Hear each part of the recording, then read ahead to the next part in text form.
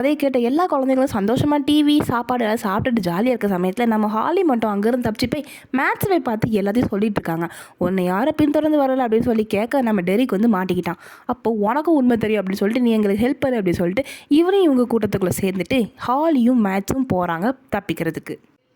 இங்கே Dustin ஸ்டீவையும் reach பண்ண முடியாமல் எல்லாருமே இங்கே யோசிச்சுட்டு இருக்க அதே சமயத்தில் இங்கே லூக்கஸ்க்கும் எரிக்காவுக்கும் ஒரு ஐடியா வருது. என்ன ஐடியானா, லூக்கஸ் ஒரு ஐடியா இருந்தால் நம்ம வந்து வில்லை வச்சு நம்ம வெக்னாவை அழிக்கலாம். ஹைவ் மைண்டோட வில்லை கனெக்ட் பண்ணிட்டோன்னா வெக்னாவை அழிக்க ரொம்ப ஈஸி. அது மட்டும் இல்லாமல் டஸ்டினை ரீச் பண்ணிடலாம் அப்படின்னு சொல்லிட்டு நம்ம லூக்கஸ் ஒரு ஐடியா சொல்லவும், நம்ம எரிக்கா வந்து டஸ்டின் தான் எல்லாரும், டஸ்டினோட சார்னு இருக்கார்ல, அவர் மூலமாக அவரை வந்து கண்டுபிடிச்சி ட்ராக்கரை மறுபடியும் உருவாக்கி நம்ம டஸ்டினை மாதிரி ரீச் பண்ணலாம் அப்படின்னு சொல்லிட்டு எரிக்காவும் லுக்கஸும் ஒரு ஐடியா கொடுக்குறாங்க. இந்த சமயத்தில் அந்த ரெண்டு ஐடியாவுமே சூப்பர் தான். ஆனால் ரொம்ப டேஞ்சரஸான ஐடியானா வில்லை வந்து ஹைவ் மைண்டோட கனெக்ட் பண்ணுறது ரொம்பவே டேஞ்சரஸ்ன்னு சொல்லி ஜாய்ஸ் கண்டிப்பாக நினைப்பாங்க, வேண்டான்னு சொல்லுவாங்க. பார்த்தா அவங்க ஓகேன்னு சொல்லியிருக்காங்க.